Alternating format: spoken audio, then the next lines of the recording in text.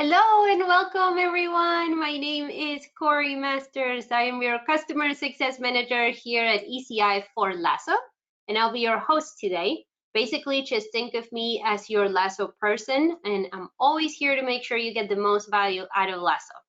Today's webinar is called The State of Customer Experience and Home Building.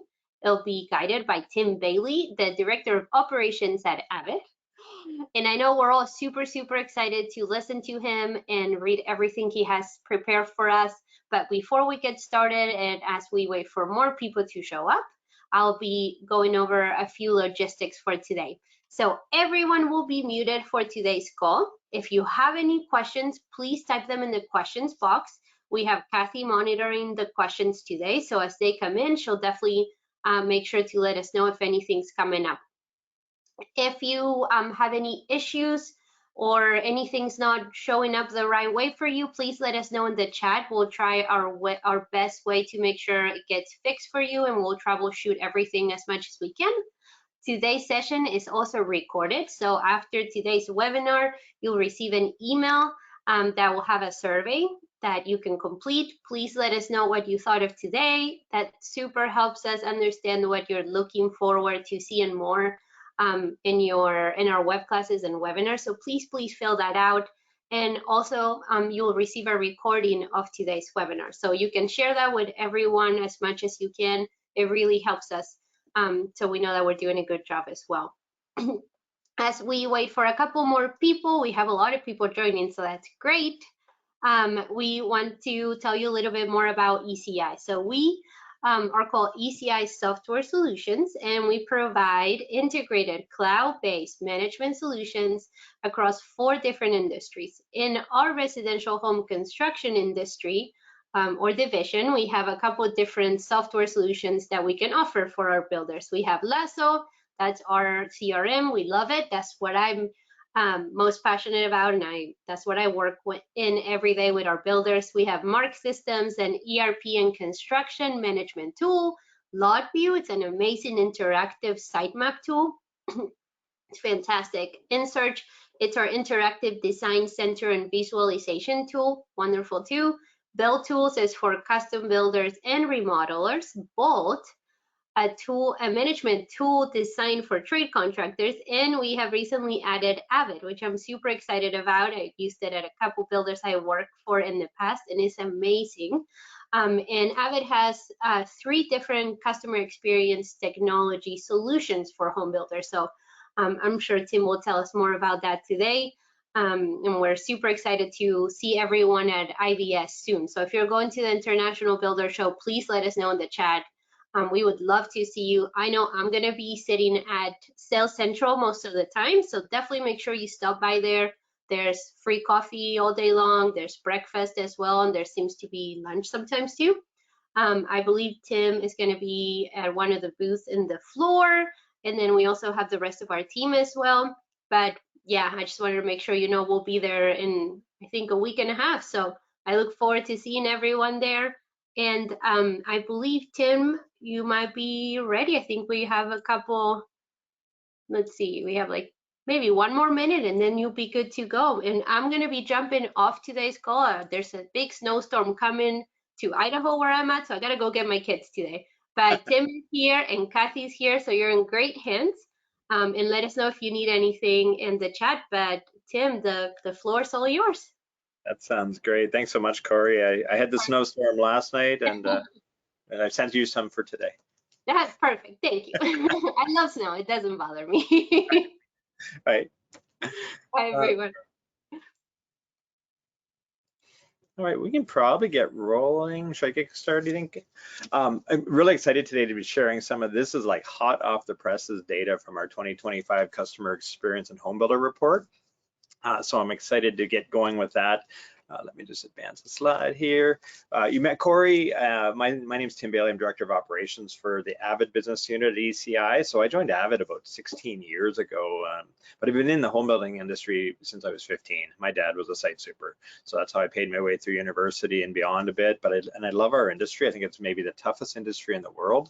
Avid Ratings ourselves, we're a customer experience technology platform or solutions-based company for just the home building industry as well. been around since 1992. So we have over 30 years, collecting data, research, building innovative tech tools and solutions for this industry. Little side note, as of it was October 31st of 2024 that we officially became part of ECI Software Solutions. So we partnered with ECI and for many years on different areas, and just made sense to really join forces there. So and what we're going to be digging into today is, again, it's our third annual State of Customer Experience in Home Building report. This webinar is going to get deep into some of the data, unpacking some of those insights that we're seeing in the industry. Throughout the webinar, I'm probably, just a side note, I will be using the term CX, which is, I think most people know today, it's customer experience, but I've had that before where people are like, what is the CX thing you're saying? But it is just a short form acronym for customer experience. So we're gonna be talking about that in detail today. And 2025, this marks our third year of putting together this State of CX report for the building industry. I love getting into this data each year. I just love looking for those nuances, those changes, those little insights that we're finding in the data. The study itself, it's pulled from Avid's North American database. So that includes US and Canada. It's the largest database for customer experience in home building in North America. So we're really talking about some big data when we're digging into this stuff. This year's study includes 625 builder divisions across US and Canada.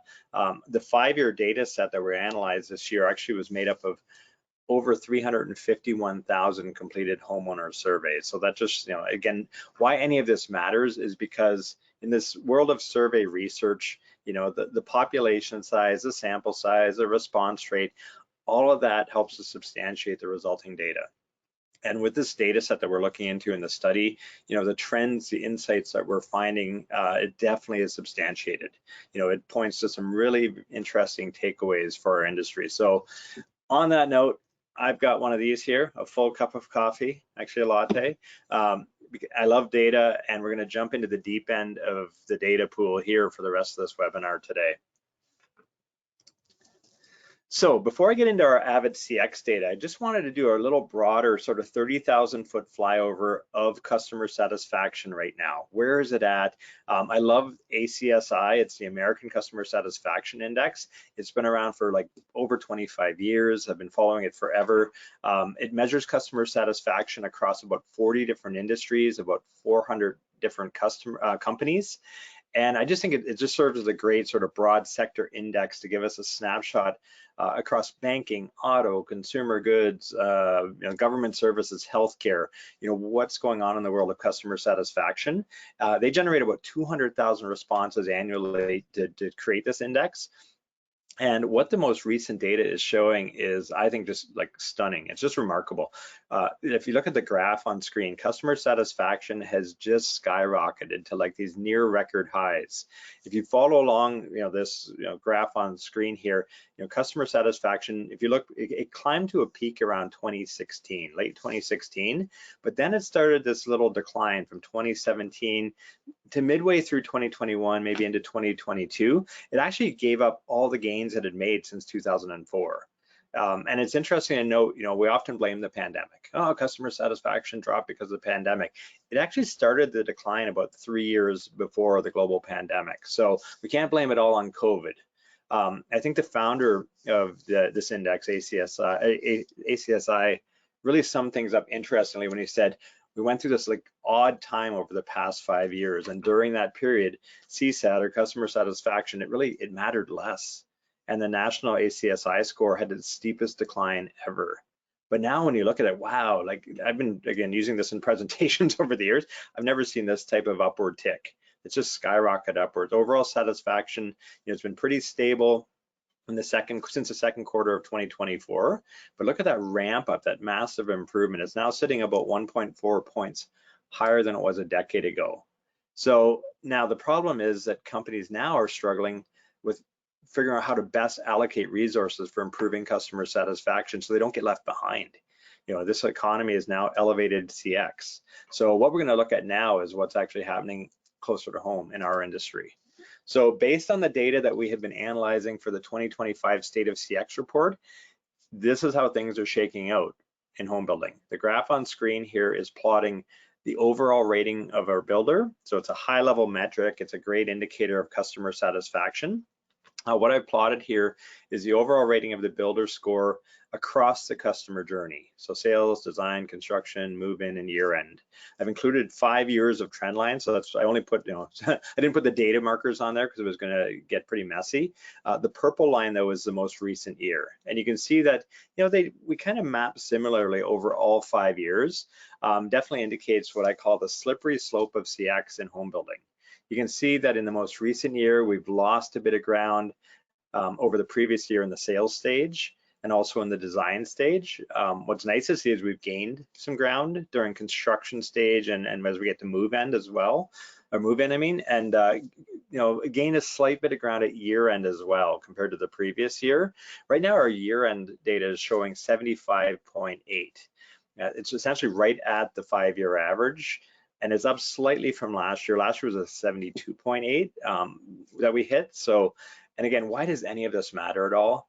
Well, it's because customer satisfaction, it ties out directly with the willingness of homeowners to recommend their builder. And I always say it extends beyond that. It's also about their willingness to post positive online reviews about their builder, to be back and purchase again. All of these metrics that are associated with customer advocacy.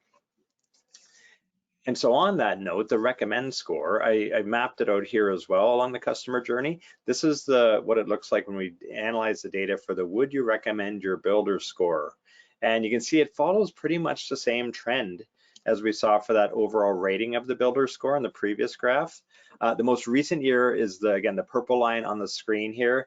Again, similarly, we lost a bit of ground with the would recommend score in the sales stage, in the design stage. We bumped up, we gained a bit of ground during the construction stage and the move-in stage. And thankfully, we did gain a little bit of ground over 2023's data the previous year at the year end as well. But having said that, finishing at a 71.45, I can't take much consolation in that, since 2024 was actually an all-time low in our database.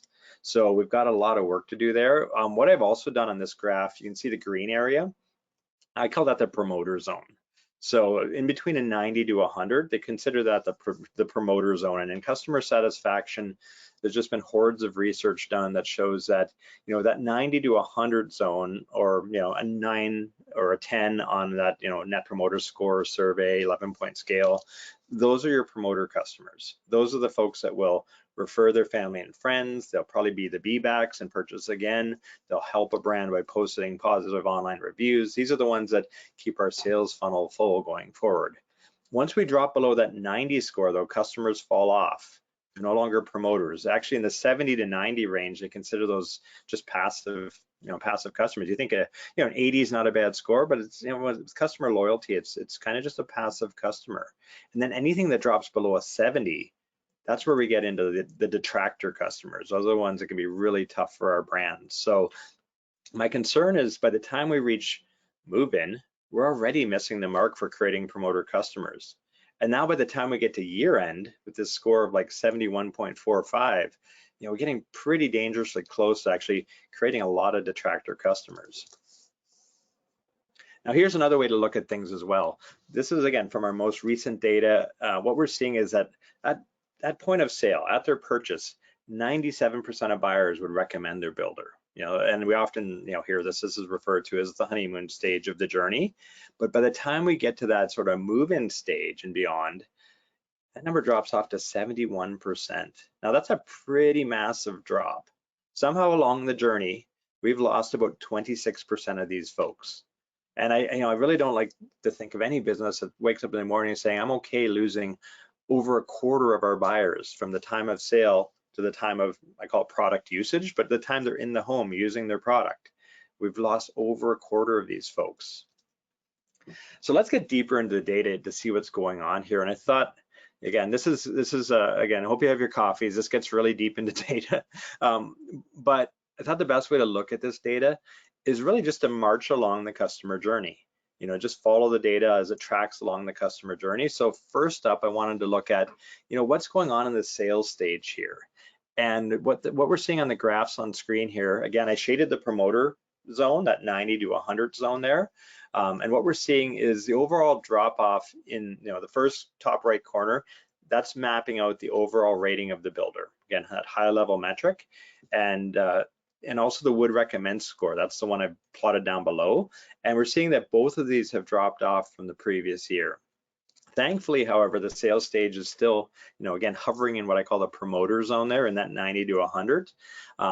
So I wanted to then lean into some of the bullet points on the left, because what we also look at in the study is, what's gaining ground and what's losing ground at each of these, touch points along the journey. What we're seeing is gaining ground is the level of caring displayed. That's up almost 11 points, 10.5 points. Having said that, it's coming off a pretty low spot. It was a bottom 5 in the rank orders. Being available when needed is making some nice improvements, and what's nice about that is it's coming from a high point already. Now, when we looked at what's losing ground at the sales stage, what we're seeing is the quality of the experience is down 9.1. And I highlighted a few of these as we go through here, because where I find concern, what I think is the most urgent to tackle is when something is a bottom score already and it lost traction and it's declined. So quality of experience was already a low scoring item that has now also declined further. We get into overall responsiveness has lost some ground, confidence has lost some ground at the sales stage, and then we get two more that I think are, again, highlighted here, making the buying process pleasant and the customer's overall perception of value. Both of those have dropped off this year in the sales stage, and both of them are already, again, at the bottom of the rank order list. Now, when we get to the design stage, moving along to the next stage of the customer journey, again, we're seeing a little drop off from last year with the overall rating of the builder, that top right graph. Also, the would recommend performance at the design stage, that's also dropped off a little bit from last year. I would say right now the would recommend score is sort of dangerously close to falling out of the promoter zone. Again, that green shaded area on the graph.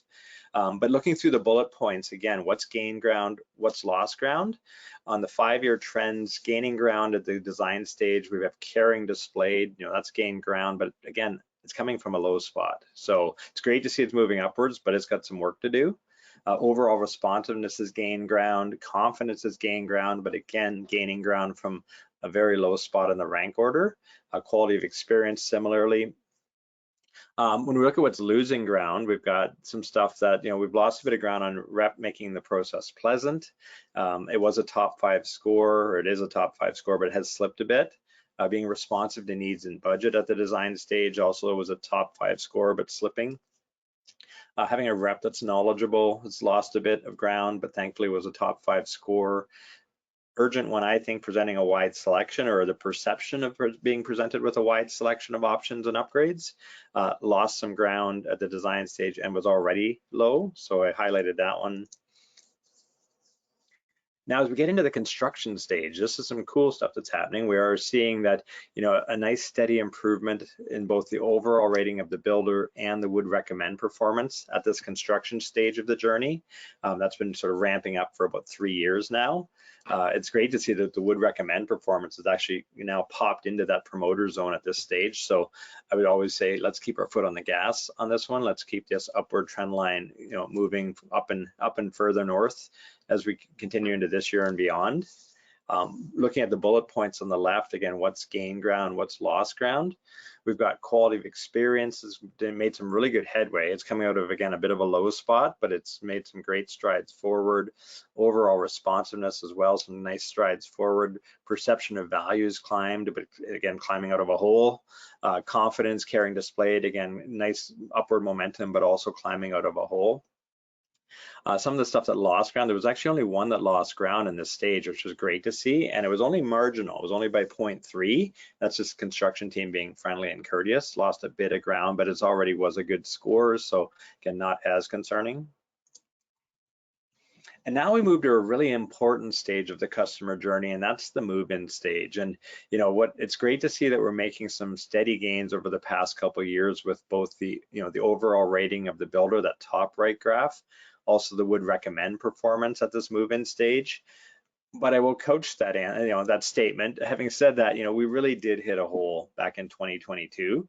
That stage, it was so critical that we started climbing back out of that valley that we're in. So, although the trend line is heading in the right direction, we still haven't climbed up to that point where we were in the promoter zone with the would recommend performance. So, we still have work to do as an industry there.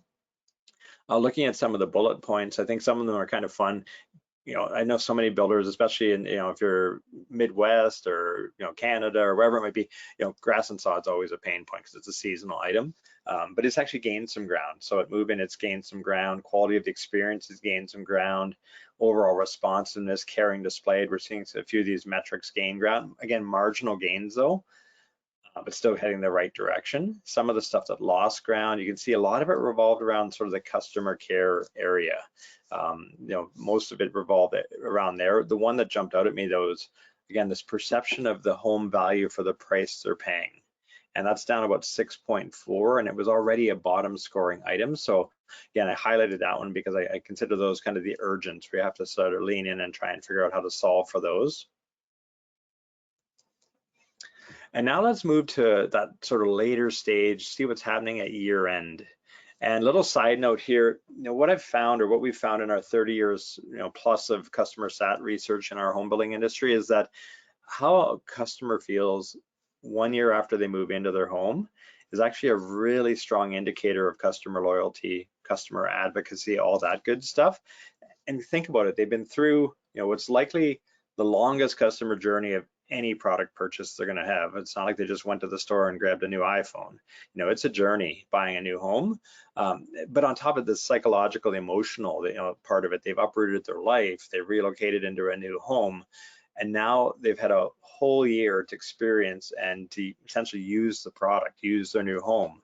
Their opinion, their intentions at this stage, it really tells you a lot about whether they intend to be promoters for your brand, or hopefully not detractors. And what we're seeing right now is there has been a slight improvement on that top right graph in the the overall rating of the builder, and also a slight improvement in the would recommend performance. But having said that, both of these metrics hit some really dismal lows back in 2023. So you can see from, again, the green shaded areas on each graph, my promoter zones there with customers, we got some work to do at year end. And when we look at some of the bullet points, we have been gaining ground on a couple items. Grass and sod and planting show that we've gained some ground, but losing ground on some stuff as well. Again, the home value for price paid, we're seeing that has slipped off. Windows, there's some product items, showers at the bottom there too. Location to shops and amenities has dropped off a little. I don't get too concerned about that one, which we'll talk about a couple slides from now, or next slide. And then beginning work, warranty work began in a timely manner. That one also slipped off about 5 points. So again, at year end, there's some stuff we got to figure out as an industry. We're so far from the promoter zone by the time these folks have lived in their home for a year. And not to be negative, I think this, in every problem there's an opportunity, and I think there's a huge opportunity in that sort of post move-in stage of the journey. And I don't know if I've done this before in any of these presentations, but I was going to lean into some stats here. And I don't want to get too deep into statistics today, but I do think there's some interesting insights that came out of the correlation analysis that we did with this year's data. So there's probably some stats folks on the webinar here, and so for those who aren't fans of stats, cliff notes on this correlation analysis is really just a way to statistically measure the strength of a relationship between two variables. Basically how much does variable 1 change when variable 2 changes, that type of thing. Correlation doesn't mean causation, but it does give us some insight, into the strength of these relationships between two variables. I put a little inset chart on the screen there as well. If a correlation factor is closer to 1, it's a very strong positive correlation. As it gets closer to 0, it becomes a very weak correlation. And what I thought was fun on this first screen, I often hear, and I've been in the industry forever. Before I joined Avid, I worked for a builder as VP of operations. We always thought it always felt like customers want everything. Homeowners want it all. So I thought it'd be fun to say, well, what impacts the overall rating of a builder a little less? So this first one is like, what are the lower correlations versus overall rating of a builder? And what we see here, what shakes out is one of them is actually, actual closing date. And we have seen this in clients' data as well when we've done work with clients, is you don't want to miss a closing date. but when all is said and done, it actually has a little less, correlation to the overall rating of the builder. There's other areas that matter more, essentially. But there's some lender questions on the move-in, at the move-in touch point, the first chart at the top. That's really the correlation factors that had the lowest factors at move-in. 3 of them were related to lender. Then there was perception of items listed that needed correction or completion at their walkthrough.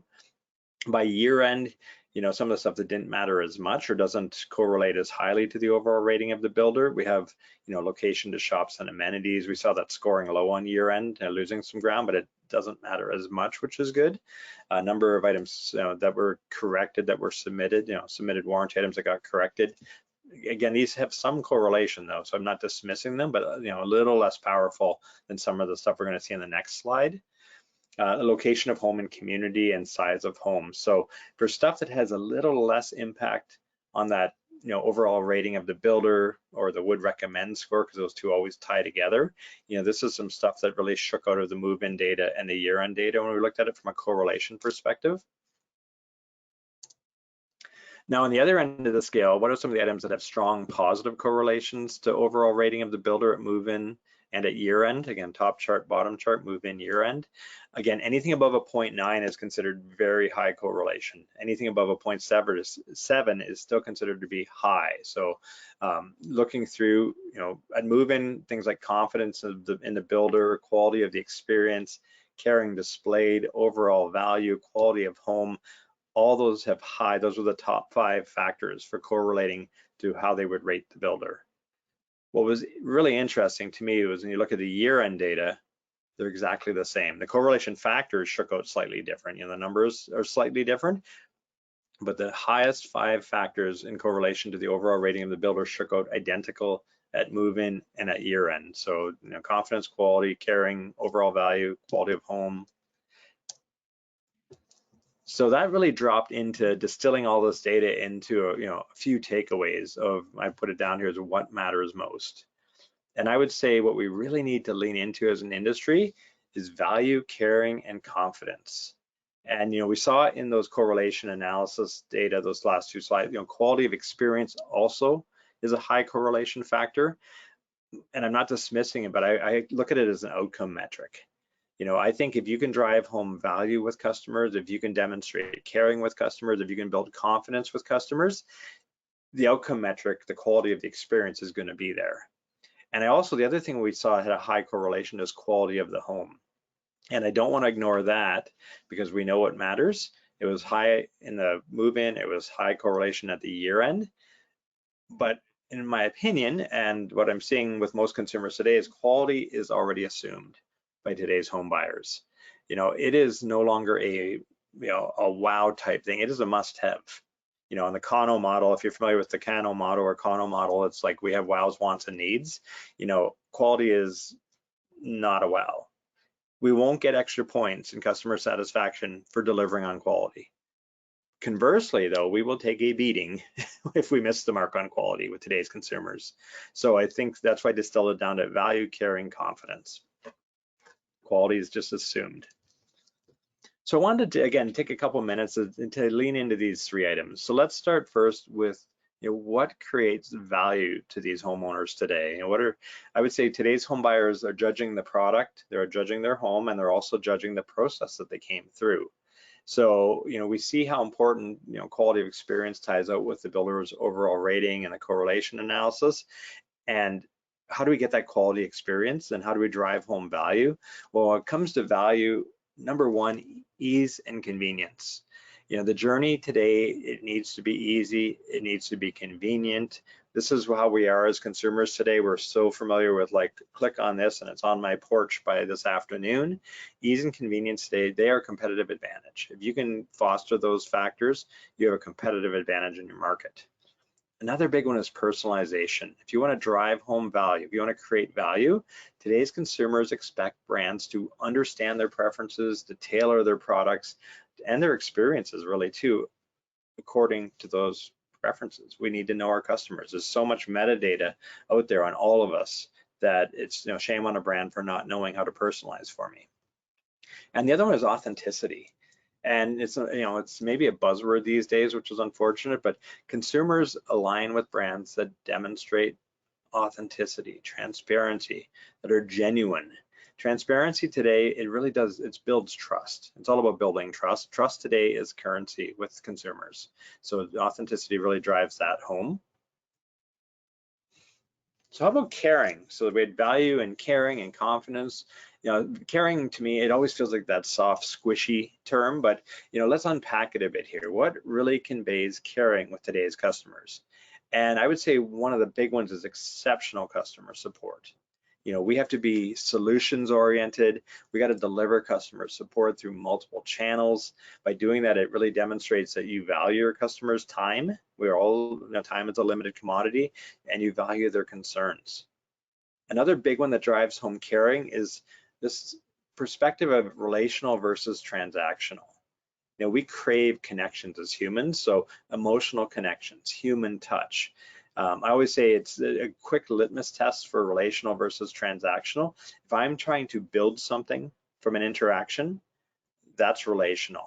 If I'm trying to get something from an interaction, that's transactional. So just even that mindset as we go into a conversation with a customer, what the outcome is. I want to build something here. I want to be relational about this. And a massive one that demonstrates caring today is communication. In our industry especially, that means over communicating. That means staying curious and learning. That means actively listening to customers.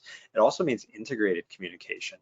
And we talk like this mix of tech and touch, portals and automated updates and self-serve self-serve tools empower these consumers. That's so vital. And then we also have to mix in expert human interactions as well. So it's got to be this perfect balance of tech and touch to really convey caring. And how about confidence? What instills confidence with today's consumers? And it's actually the good part, it's really basic stuff. It's basic fundamental stuff. It's stuff we want out of all of our relationships in life. It is consistency. It means that we're predictable. There's no surprises in the customer journey, hopefully. Another, reliable. We're dependable. We are fulfilling our brand promise that they signed. This is why they signed the firm deal. And so we're doing what we said we would do. I love the idea of we stand for our promises versus hiding behind our policies. That idea of our brand promise. And then a big one is trustworthiness. And, to me, trustworthiness is this mix of intentions and also competence. So I like to think of it as sort of integrity in action. So, integrity is our intentions. Yes, I have the best intentions, and trustworthiness is then taking it to that next level of, putting it into action with great competence as well. So confidence, you could do a webinar on confidence, which I won't do now. We're going to get back into wrapping up shortly, but I was listening to a speaker a few weeks ago, and what he said really jumped out at me. He was saying, high quality, low regret decisions are based on one primary factor, and that is confidence. And it's actually not customers' confidence in you as their builder. It's actually customers' confidence in themselves. And that comes from a bunch of dimensions of customer decision confidence.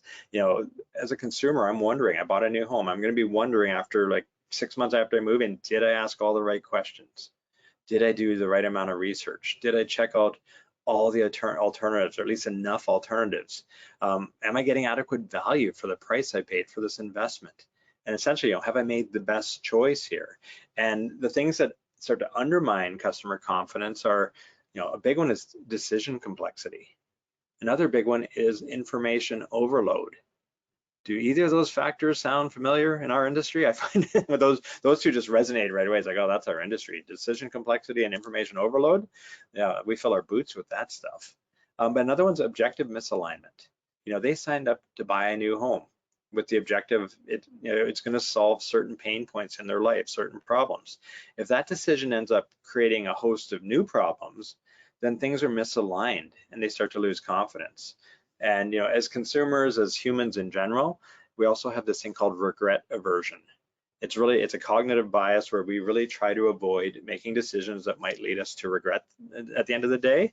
And so today's home buyers, they want to be confident in themselves that they made the right decision purchasing this new home from their builder. No one wants regrets about the biggest purchase that they're likely to make in their life. And even putting my builder hat on, from a builder's lens, builder's perspective, we also know that customer regrets will not create customer referrals at the end of the day. So where do we go from here? Well, my suggestions for next steps based on what we're seeing in our customer experience data. First off, post-move-in pain points. The largest opportunity to drive referrals, to get more positive online reviews, to have long-term brand success, it hands down, it lies in the post-move-in stage. We're seeing that resonate in the data year after year. So even though it tipped up a little bit this year, got a little better, it's still nowhere near that promoter zone. Another big piece here is people power. It takes expert human touch at these key moments that matter in the customer journey. And then I'd also say the third one is tech tools. There is so much amazing software out there that takes the lift off of our resource load. So leveraging the advanced technology that's available to make it easier for your customers to do business with your company. Again, this idea of customer ease, customer effort. How can we make it easy for these customers and leverage technology so they can interact with us in a fashion that doesn't stress them out and create anxiety? And I just have to reiterate this again. I think I said it, on pretty much every presentation I do over the years on this data, because it strikes a chord to me. We really need to get better at CX in this post-move-in stage. I know I'm banging the drum on this, but I honestly believe we're leaving money on the table here and missing so many opportunities to add to our sales funnel. When you think about all the work you put into this entire customer journey, from getting all the marketing resources to get through to getting a buyer into a firm deal, and then working through all their design and selections, and then organizing all the people, the trades, the products that go into building that new house. It just seems like such a terrible waste that we end up losing them as raving fans. Almost like this year, it looks like over a quarter of them go away. They're not going to recommend us by the time they get to that year-end stage. So in my mind, in the data, what we're seeing is this post-move-in stage matters. And I'd say it matters the most because it's going to be the last thing that a customer remembers about their experience with their builder at the end of the day. So I want to keep us mindful of time today. I do want to say a couple of little finishing notes here. Our 2025 State of CX report is in the final stages right now of compilation. It's going to be released at the International Builder Show in Las Vegas, February 25th to 27th, so like 2 weeks from now. If you're going to the show, be sure to stop by our booth to get a copy. We're going to be at booth 3255 that I have up on screen in the West Hall. I also put a link on screen as well. If you want to schedule a time, I'm going to be at the booth. A lot of our team will be there. Feel free to schedule time with that link on screen here if you want to set up a time to meet to learn anything more about the State of CX report, the data, any of our products as well. A little side note too, I'm also participating in a CX super session, which is really, I just had a meeting this morning about it again, a planning meeting. It's on, the topic is leveraging tech and touch for exceptional customer experience. And so that's gonna be Thursday at 8:30 in the morning. So it's a tough time, but if you're gonna be at IBS, it's gonna be Thursday morning at 8:30. I think it's a power-packed panel of experts that are discussing customer experience, the latest technology solutions for builders. So if you're gonna be at the show, be sure to add that session to your calendar. We're also gonna send a copy of the State of CX report to anyone who registered for the webinar today. I also want to take a quick second here before we go to Q&A just to thank Corey Masters, Kathy Thomas for joining me here today to get this webinar off the ground. I also want to thank a couple of my teammates that work behind the scenes, like David Benson, Kyle Fano, Melissa Shipler. These are the folks that have been working behind the scenes, querying data, running regression analysis, and correlation analysis, all that stuff to bring the State of CX report through to fruition each year. So a quick shout out to them. And on that note, I think we got a bit of time for questions here, and let's see if we have any in the pod. Yes, thanks very much, Tim. That was great. Yeah, please don't hesitate. Enter, a question if you have. And Tim, for me, I gotta say the confidence slide is, I love seeing that. It just so reminds me that you, as you say, so much time goes into it. You really want to make sure you made the right decision as an individual, and anything as we can do to help them feel that way is invaluable. happy customers are your best marketing. So keep that in Agreed. mind, right? Totally. Yep. Yeah, it's surprising how they save us. They make us money, save us money. You know, the happiest customers are the easiest on our warranty budgets as well. So much data around that, and they're also our referral advocates, like in Exactly. our positive online review advocates and all of that. So it's like a win-win-win. Exactly. Yeah. No, I love the data. I love seeing this. I look forward to this every year to see all the good information. Well, it looks like we don't have any questions. We'll hang on for just a little bit longer if anyone has anything. Again, in the email, you'll get a email that'll send you a link to Avid to learn more about Avid, as well as Tim's email, and I'll also include the your meeting booking link as well for that as well. So if you want to book a meeting with Tim at IBS. Yeah, so anyway, thank you everyone for joining us. Looks like we don't have any questions. It was, don't get me wrong, it was very complete. As I said, I loved it. So it's like, when I get no questions, I'm like, yeah, that's a good thing. That's a good thing. You've That's right. answered We solved everything in 40 minutes. That's right. That's right. Awesome. Any last minute comments or anything else you wanted to add, Tim, before we go? No, I just thanks everyone for attending this the webinar today. Please stop by the booth if you're going to be at IBS, or hit me up anytime to talk through this data. I'm passionate about our industry and love chatting through how we can make it better every year. Yes, and we will be sending this recording with the email as well, Riley. So thank you for asking that question. No problem. Yeah. So yes, thanks again, Tim, and everyone for joining us. Thanks, Bye. everybody. Take care.